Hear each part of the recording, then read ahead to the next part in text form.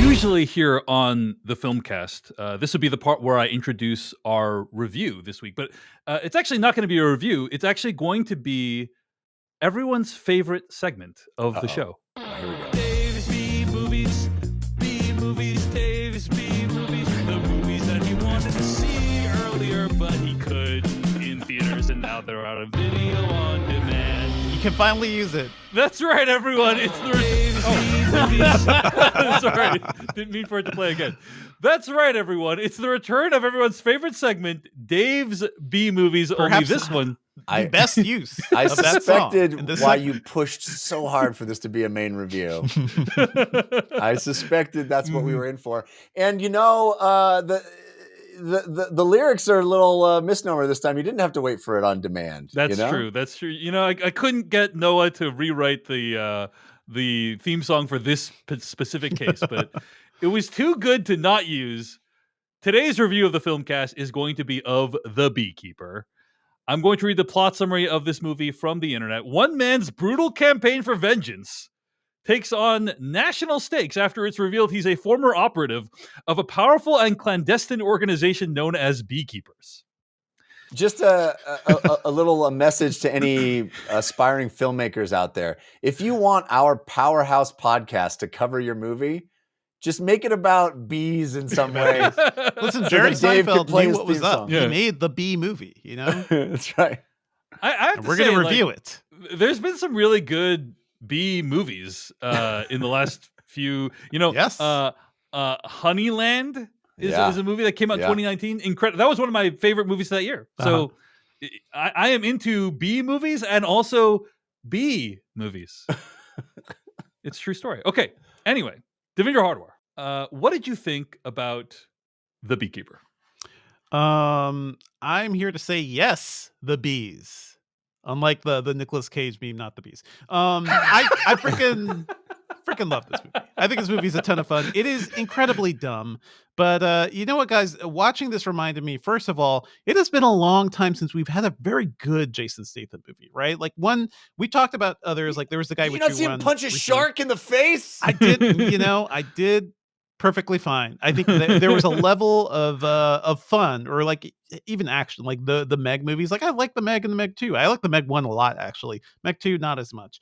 But the thing that made us all fall in love with Jason Statham, like being there watching The Transporter for the first time, being like, this guy from the Guy Ritchie movies, from Lock, Stock, and Two Smoking Barrels, is like a kick-ass action star. He can do martial arts. He can be funny. He can be charismatic. He can drive fast. Not much driving in this one.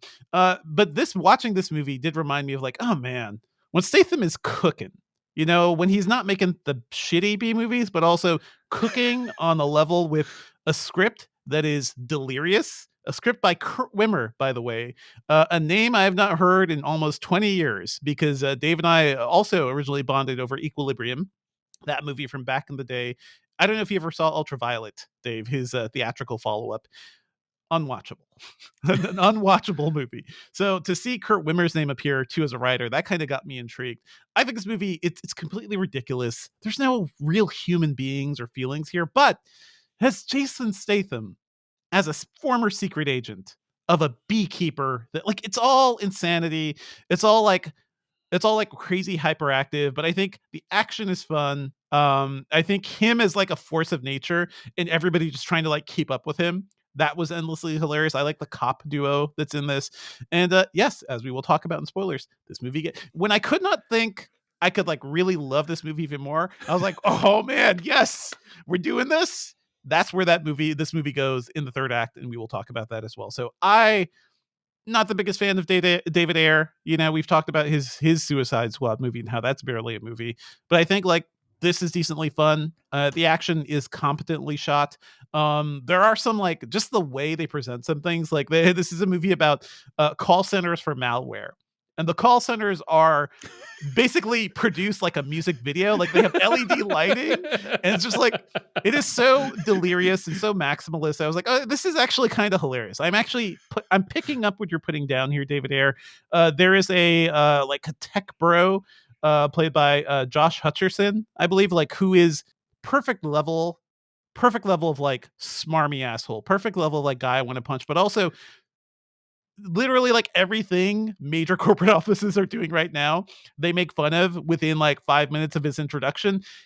My office in New York has most of those things, guys. It's not just a joke. It is real. Like the satire of that whole shitty environment is also Josh real too. Hutcherson's character actually based off of Devindra Hardawar. Yeah, Honestly- well, no, not me. I'm not at that level. If I were, he's based off of Shingy. If you guys remember the Digital Prophet from Yahoo, that's Yeah, probably who he's based yeah. on. Yeah. But I just think like every element of this movie is like ludicrous and ridiculous, and I had a lot of fun with it. It's not a great movie, but it is a good B movie. Anyone considering watching this should first watch the docuseries Telemarketers. Yeah. Not the same vibe, Jeff. No, yeah. it's not. Not the same vibe at all. Telemarketers gives a much more realistic depiction of what it Yes. is like to be a telemarketer. Does Sadly- it have Jason Statham kicking ass, Jeff? Sadly, this movie loses a lot of points in the gritty realism department for its depiction of the telemarketers. Let's talk a little bit about Kurt Wimmer. Okay, this guy has this guy. one of the. First of all, I have a lot of affection for Kurt Wimmer's work. I think Yes. he has one of the most uneven filmographies of anyone I know. Now, I'm going to just read off a bunch of his movies in a row. Okay. Apparently, he was a screenwriter on the Thomas Crown Affair, which is, in my He must opinion, have like had a pass on that because I had a like better screenplay by names. Kurt Wimmer and Leslie Dixon. Mhm. Awesome movie. Awesome movie. Like one of my favorites of that genre. This is the remake with Pierce Brosnan. The remake with Pierce Brosnan. Equilibrium, super fun. One of Christian Bale's breakout action hits. Probably helped to get him the role of Batman, I would argue. No, absolutely. The Recruit. I think that's the Colin Farrell movie, right?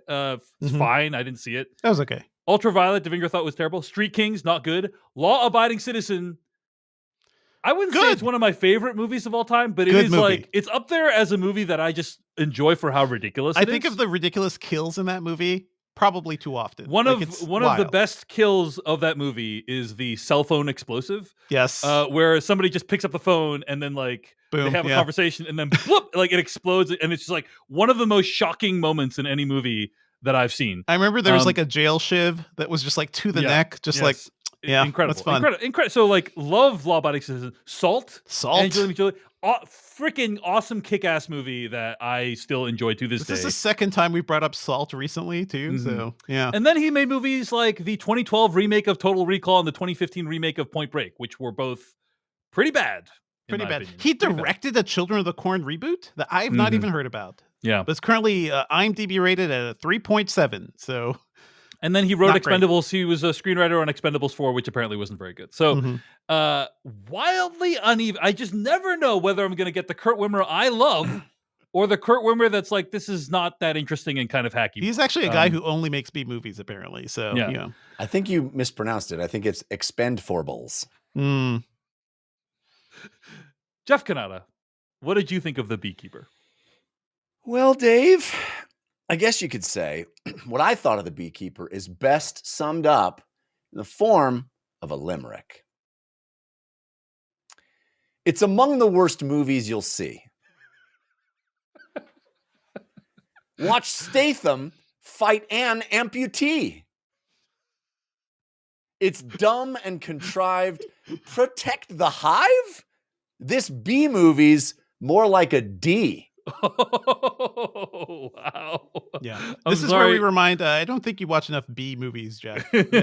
I've see how seen bad some things I've can seen a get, bunch Jeff. of B movies. Or maybe I- maybe he just doesn't like them. This is Yeah, why yeah. I can't bring myself to hate Rebel Moon, because I have to reserve my hate for Oh my this God. kind of movie. Wow. Good God, Okay. Jeff. I hate this movie. I hate this movie.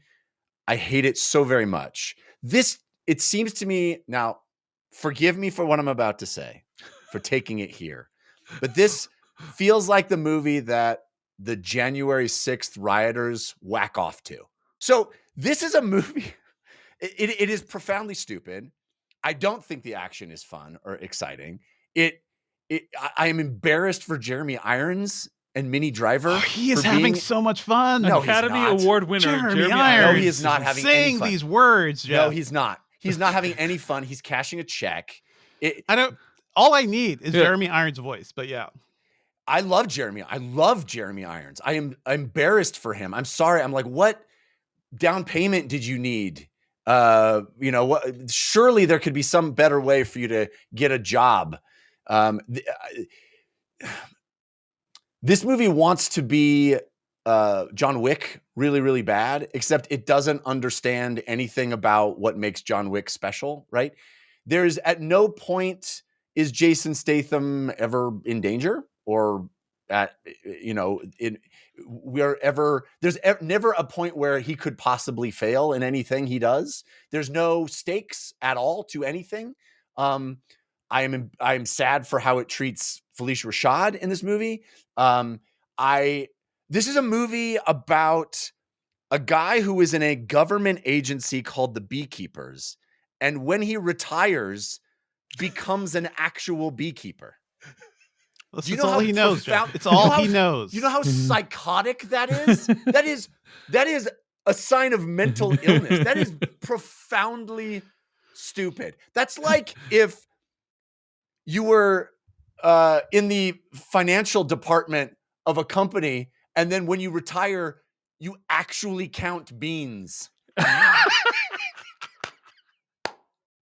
That is like if the Harvey Keitel character in Pulp Fiction retired and actually became a cleaner. Like, what kind of disturbed mind is like, I must become the thing that everybody called me? It is so profoundly stupid. And at no point does he use bees to attack anyone. You have one job, movie called Beekeeper, and that's to use the bees. He uses the honey. Not at any He does point. use the honey to attack people. He uses the honey. Yes. This movie insults me at every turn. It is so profoundly stupid. And it is so, this is, you talk about dad movies, and I have rejected that title, but here is the quintessential dad movie in its most pejorative form, because you have literally all of the scary things that happen in this are those crazy millennials and their TikToks and their ability to scare me with technology. And if only there was a big, strong dad who could never be hurt by anything and could just stroll in and show those young kids how their computers are hurting everybody. It is so lowest common denominator. It is so pandering and stupid, and not fun stupid. It's not, in my opinion, not fun stupid. I know you had fun with it, Devindra, and I'm glad you did. But to me, it is stupid in a way that is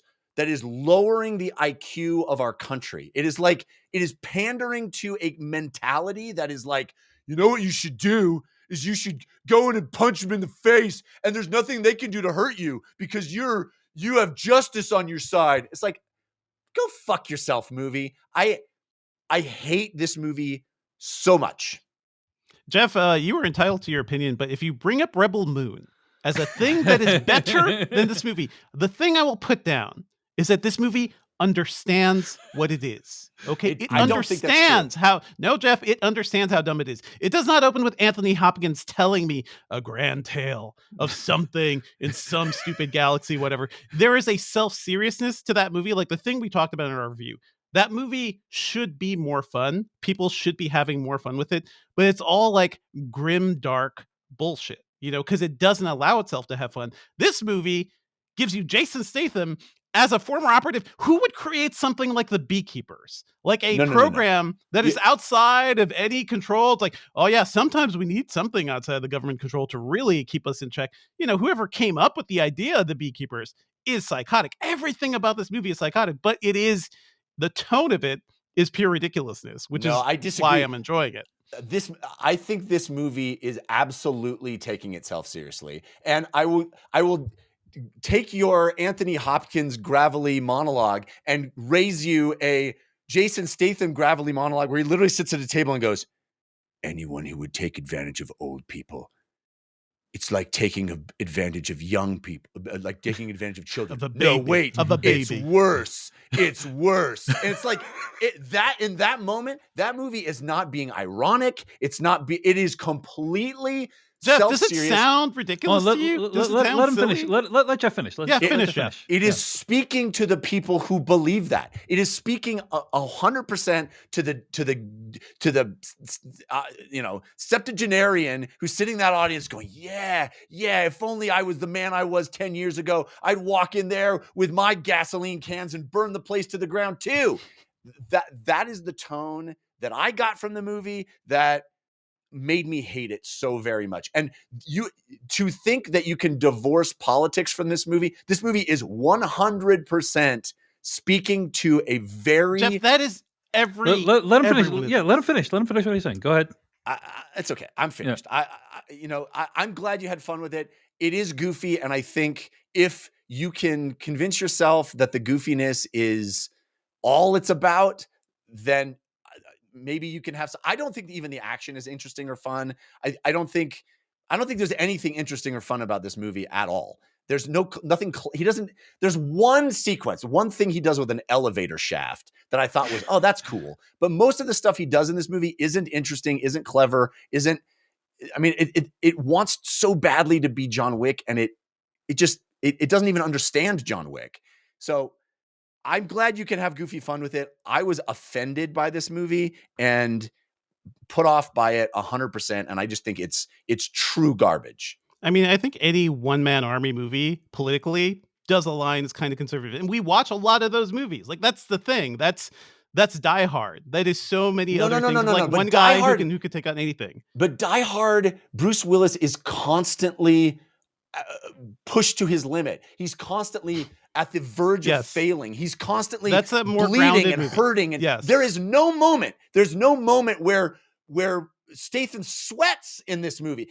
There's no moment where he is ever taxed. And that is that like superhuman, the only thing that could stop a bad guy with a gun is a good guy with a gun mentality that this movie is just like reveling in and just like, yeah, I'm an unstoppable force. Why? No reason. Just because I am, just because I'm a beekeeper. It's so profoundly dumb. Yeah, anyway. This movie feels like a challenge. It is very much a John Wick thing, but it is also like, oh, the John Wick aesthetic, they just have old computers? Why do they have... A lot of it seems like it is poking fun at that whole thing. Like, we have seen so many John Wick imitators, guys. And this is the one where it's like, okay, I'm just going to be dumb John Wick. Okay, John Wick is like a certain level of silliness. This one is like even dumber. And I don't know. I was just on that wavelength. But it is wild, Jeff. Like coming out of that Rebel Moon review and watching that movie and just being like, that is what's insulting to me. Because that is bloviating, hours, over 2 hours of nonsense, building up a mythology for nothing. Like I can't even have fun with how that movie is. Like, even if it's a bad movie, if you're going to make a bad movie, if you're going to make a silly movie, at least like let me have fun with it. I think this movie at the very least allows some people to have fun with it. Yeah. I think both of you make great points, honestly. I'm being 100% serious. I think, as Devindra indicated, any kind of this one-man armies... By the way, we have a lot of these movies coming so out many right of them that are just literally a profession, and the guy is a badass. We got the accountant, the bricklayer, the baker, the beekeeper. Those all real The movies, baker? I just said. Yeah. Is the Baker one? Wow. Yeah. Ron Perlman. Yes. Okay. I hope he hits somebody with a baguette. That's the point. I think he uses like one of those roller... At no point does he hit anybody with a bee. Sorry, I mean, again, Jeff missed like tons and tons of honey. He uses like right the honey. there. The He uses honey. the He uses Yes, the you're honey. right, the honey. Anyway, so yeah, it does play into this fantasy of being able to be this strong man who can like stomp out the bad guys. And also, in this case, coincidentally, the bad guys are those young tech people that use all those fancy silicon chips and such. And I agree that that's like pretty toxic message. And I agree that the movie itself is very toxic. Having said all that, I had a great time with this movie. I had a blast in this movie. Where I disagree with both of you is, Devindra saying the tone is like making fun of itself. Jeff is saying, the tone is super self-serious. I would argue the tone is wildly inconsistent. That It is. doesn't. I agree. I can agree with that. It is both. It is at times extremely self-serious and at times extremely off the wall and zany, and it can't decide which movie it's trying to be. Mhm. But okay, what is it that makes this movie different than John Wick? By the way, this movie made more money than John Wick Chapter 1 did in its opening weekend. So Well, nobody knew I think it's what was coming with John Wick. it's Yeah, very possible we might see a Beekeeper 2, Beekeeper Cinematic Universe. Still So keeping. who knows? We'll see. Still keeping.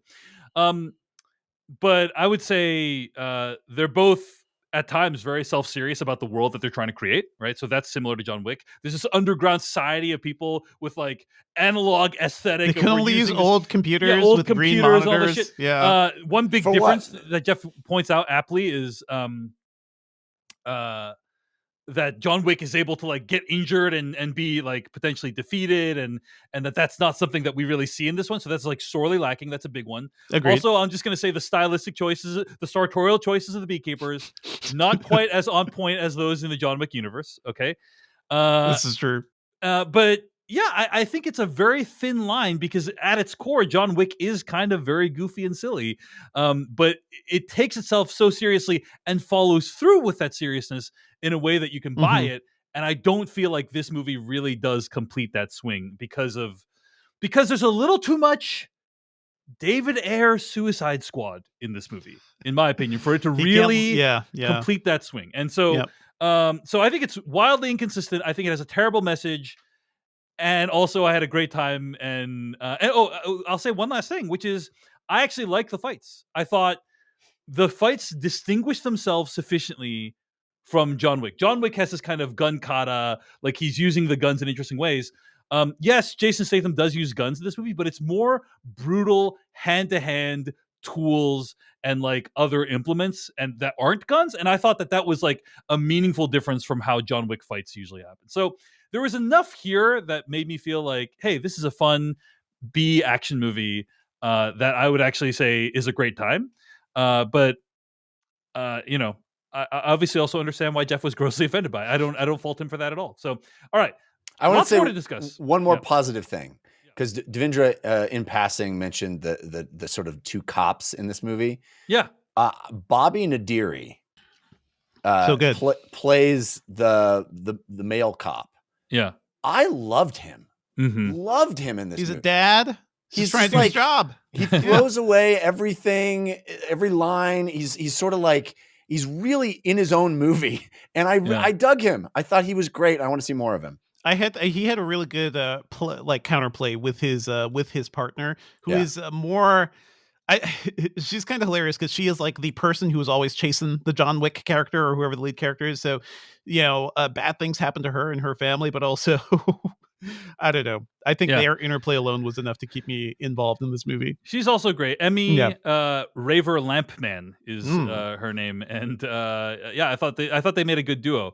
Yeah. The movie is really 3 movies. It's this And buddy we can't even cop- reveal what it turns into. right, in yeah, the yeah. last act. It's this buddy cop comedy, and then it's this extremely self-serious Taken style revenge thriller, But it's and then not a this co- other thing that I'm not even going to say right now before spoilers. Right? There's not even it's not a buddy cop comedy. It's like there's no comedy to it. It's just like I would argue it has Hangout the movie. Yeah, there's they're definitely hanging a lot out, of they're making lines. jokes. Like I think it's like kind of like that tone. But anyway, let's get to spoilers for The Beekeeper starting right now. All right, there is one moment in this movie Yep. that is going to define whether or not you are on board with the movie or not. And that is, of course, the moment when Jeremy Irons and Josh Hutcherson are talking, and Jeremy Irons like, you got to call your mom so we can Gotta get call close your to her mom. people. She's got to protect us. And Josh Hutcherson is like, oh, so we're going to use her as a human shield? And Jeremy Irons says, just call her. So he calls her, and then I'm like, I think I know what's about to happen. I was ready to clap. There's in the theater. literally Yes. only one person in the United States who being around that person could protect you possibly. And that is when somebody identifies Josh Hutcherson's mom as, thank you, Madam President. I literally clapped. I clapped in the spontaneously started theater. clapping. It's like I was Kurt just like- Wimmer, you I s- madman, you I saw madman. that coming a mile You away. are making an Yeah. Olympus Has Fallen movie, except he's the bad guy. Yeah. The Beekeeper's the bad guy. Yeah, incredible. I saw that Incredible. coming. I don't Yeah. know. I just saw it coming. The moment the moment that I pieced out of this, I mean, I pieced out pretty early, but the moment I pieced out of this movie hardcore was when they expected me to believe that Felicia Rashad would commit suicide. Yeah. I was gonna say. I thought you were gonna say they expected Felicia Rashad to like fall victim to this incredibly No, obvious actually, scam. I thought that. I mean, That other happens. than That's a other and than the Yeah. let awful. me finish. Other than the like wildly over the top, you know, everybody watch. I'm gonna take this lady like just like mustache twirling garbage nonsense. But you know, like I said, having watched Telemarketers, Yeah. which is a good companion piece to this movie, if you actually Yes. want to see The some Max original series telemarketer. yeah, Max the one to watch for HBO. It, having watched that very recently, like I thought that was actually well done, and she showed some doubt, and you actually I was invested in. Oh, don't do it, lady, don't do it. Yeah. No, don't do it. But other than the fact that the guy is like performing it, like if Yeah. if it played it real, that would have been a really cool scene, really effective scene. But the idea that this woman who seems like a salt of the earth, genuine, lovely, generous, connected to her community, helpful, former nurse, right? And she's got a daughter, and she's going to just off herself without mentioning anything to the daughter, without leaving a note, without like, it is so preposterous. And it also like makes her into an unsympathetic character in my mind, because it's like, what a strange and selfish act to do that has no consideration. You lost everybody's money. Okay, well, what the inciting incident is going to be that you off yourself. Like it's so contrived and stupid and doesn't bear any kind of consideration for the characters themselves. Like there are other ways to make us care about Statham's, it's like, here's a better way to say it.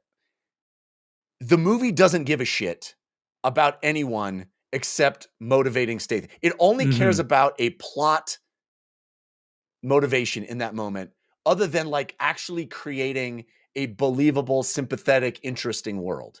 And that and consistently that's what the movie is doing. And not for fun, not for joy, not for goofy silliness. It's like, oh, I'm forced to consider the suicide of this woman right now. I can't have any goofy fun with this. And like where we get to at the end, where we're storming the president's party. I can't. I can't have goofy fun with that in this with what I know has happened in the world. Completely fair. For a couple things. First of all, I don't know about you guys, but I had some conversations with my parents after watching this movie about not being taken in by scams. I saw this referenced online on social media this week. There's now a scam where people can use AI to clone your voice, and they'll like call your parents and say, "Hey, I'm your son. I'm in trouble. I need some bail money. I need you to wire me bail money." I had that exact thought while watching this. And why doesn't the movie do that? You literally have the daughter character. The daughter character. Wouldn't that be much more compelling, much more of the now, much more interesting to like have the daughter character be the reason? And then you have actual stakes, because the daughter character at no point gives a shit that her mom was killed.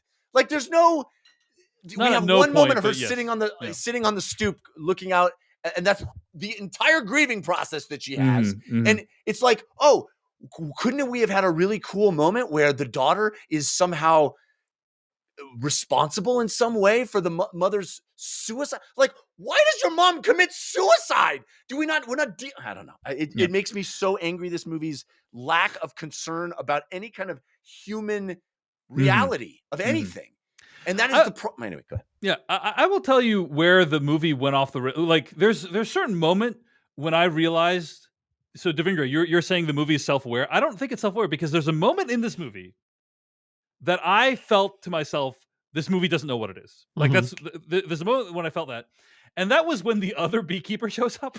I don't know if you remember that, but there's a moment when the whole movie has been like a fairly self-serious kind of pot boiler, I don't know about he 30 walks 40 into the thing and blows up the building. I don't know how self-serious that is. Like, okay, that's fair. Yeah, that's fair. But then 30, 40 minutes in, they're like, oh, like the current beekeeper is going after him. So I'm like, oh, he's going to be like another Statham-esque. You thought this would be like Born Supremacy or something? Where it's like they're chasing each other for the whole movie. It's John Wick, right? Instead, Yeah. it's literally somebody who looks like they came out of David Ayer Suicide Squad.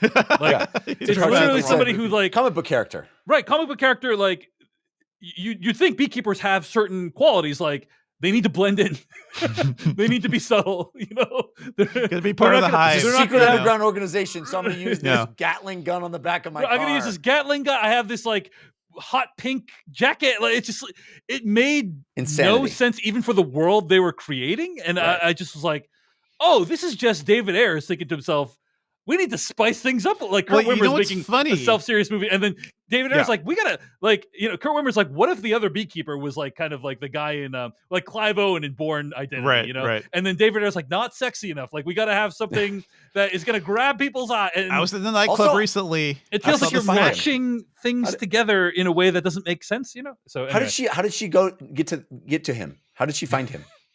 No He was, at a, explanation. he was at a gas. He must have used a credit card at the gas station. Right, Jeff. because that's what the beekeeper would do.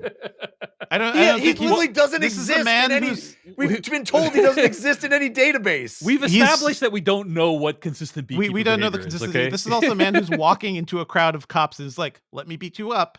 Like that is something he does several times in this movie. What I think is hilarious about the other beekeeper is that the movie is setting up like, "Oh man, it's his equal, and he's even crazier than he is." And he And kills then this person in kills it 5 in, like, minutes. 3 5 minutes. minutes. That's the joke. That's the like, oh, you think this is Carl Urban in the Born Supremacy? No. It's just dead. I would gonna love to. blow him up. I would love to believe Devindra that Yeah, like yeah. that was the joke. If so, That's why I laugh. if so But wonderfully I'm done. telling you why I laugh. If so wonderfully done, but I'm like, I don't think Yeah. this movie knows what it is. Anyway, and then by the way, like for some reason, the president of the United States also has her own Suicide Squad-esque, I mean, listen, clan of everybody, people. yeah, everybody has their It's own like, group of like you have troopers, this yeah. like you have all these Secret Service people, and then you have literally these- Sabretooth Sabretooth. shows up from the X-Men for Mhm. some reason. Why is Sabretooth there? I don't know. No, I think I'm like trying to reverse engineer how they made this movie, and I think they're like, okay, the movie's going to culminate with Jason Statham doing a siege on the president's house, which, by the Yep. way, wild premise. And then they thought to themselves, oh, well, there's got to be some big final confrontation. Well, he can't just face off against some random ass Secret Service agent. Yes, Right? But, Yes. So- but let's not seed that character at any point earlier in the movie. no, Why of would course we not. waste time Why would we waste time? establishing the big bad that he has No. to get past? Absolutely not. You can't waste time with that, Jeff. So they have this. You gotta have this big, like larger than life, is what I would describe. This that big like character as. Australian dude, yeah. Right? Yeah. And we just, you know how we meet that guy? We're in a room and Offhanded. he's sitting off just- camera. just like He's just sitting there off camera. And all of a sudden, that guy's in the movie. literally when they cut to him, I started laughing because I was like, "This is so ridiculous." Like It's it the makes no sense. craziest way to introduce the biggest villain in the movie, the biggest bad in the movie. It's ridiculous. It's the craziest thing. He's literally like, the shot is Jeremy Irons, or I think, yeah. and then Yes. he's like off to the Yeah, side. and then it cut reverse shot, and then he's in the. Well, so Jeremy Irons just went down his Rolodex of like tough dudes. And I was like, okay, I've got this like group of like ex-SEAL Team 6 member. They all ex-SEAL got killed. Navy SEALs. He already They're killed all all those. done. They're all Okay, dead. who's next? Who's next? Sabretooth cosplay. Okay, you're up. We are not talking enough about how this movie becomes Olympus Has Fallen. yeah, It's just like you're not just being John Wick. You're not just being like the typical Statham thing, but also we're gonna reverse engineer Olympus Has Fallen because you're trying to kill the president's son. It's like it's a hat on a hat on a hat.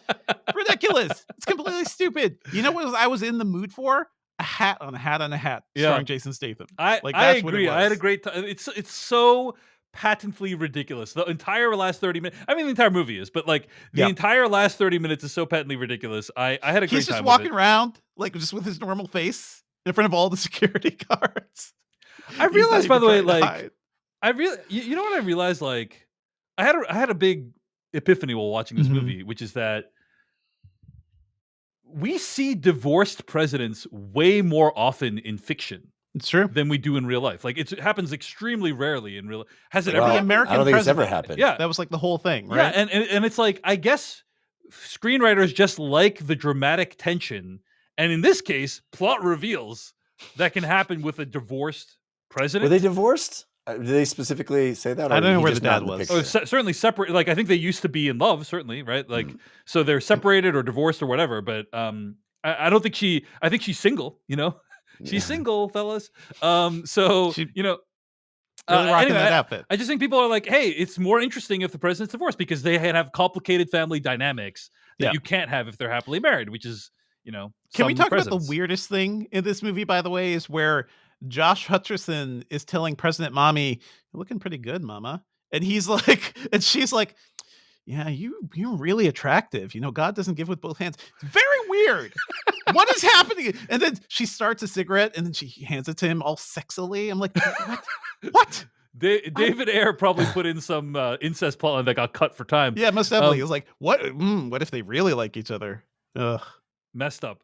messed up. Jeff, At you no said you point liked does the this elevator movie- shaft sequence. I agree. That was pretty cool. That was cool. There is That elevator shaft sequence was cool, but it was one. I did not think the tying the dude to the car and driving him off the thing was cool. It was like 12 steps when one would have been sufficient. Not cool. Mhm. And also, at no point does the beekeeper say that he's attacking the politicians. I think we figured out what's wrong. Jeff, you really wanted to write this movie. I feel like that's it. You wanted to get those jokes in I there. mean, more puns. They did. There- There it could is be a- more. They To be or strain not to be. the metaphor repeatedly about the hive and to protect the hive, and it's just like, and then we do this elaborate tap dance to be like, sometimes a worker bee will attack the queen, and dude, when they said that, I was like, I know exactly where this is going because there's only one person in this entire movie who could be the queen. It's his mom, obviously. It's like, dude, I love that Minnie Driver was like, I'll do one day on your movie as a favor. She was in this movie for like 3 scenes. I'll do one day, but I'm not getting anywhere near Jason Statham. And I'm wearing a cocktail dress. And also, I get to keep the dress after the movie's over. Exactly. Anyway, I a lot just of feel for ridiculous. Jeremy Irons, man. Somebody put that dude in a good movie, please. If he needs the money, can we just cast? I know Yeah. he just played Alfred, so he's willing to take anything at this point. Evidently, I watched him do a live on stage with Leslie Manville version of Eugene O'Neill's Long Day's Journey into Night. That was like Wow. 6 years ago, and it is wild to have that memory and then watch him in this movie. he is one of the great actors of any time period. And Well, hey, gotta this eat. movie did pretty well opening weekend, so I think maybe hopefully get some back end out of the gross of this movie, and he can buy that new addition on his house. That's what we are all hoping for. sure for hope Jeremy that Irons. works out for him. Yeah. So he doesn't have to be in the sequel of this. All right. Anything else about the Beekeeper to mention? Otherwise, let's wrap it up there. I mean, listen, I don't. The thing about the ridiculousness of this movie and where it goes is and it ends with him escaping, of course. How do you top this? Where do you go next? And I'm just so curious about how ridiculous this whole thing is going to go. Yet another, bonkers franchise for Jason Statham. Jeff, I think you did a great job of summarizing how weird it is that he becomes an actual beekeeper in real Yeah. life. And I gotta say, it made it really confusing. That he was an actual beekeeper in real life.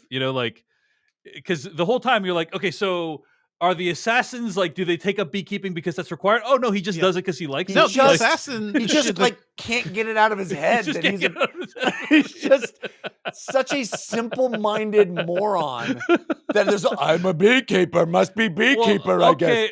Okay, that's the least charitable way to view it, Jeff. Bees are fascinating, valuable creatures These are to society. fascinating creatures. Okay, The other beekeeper Yeah. had the beekeeper book. Why'd How? she have the book?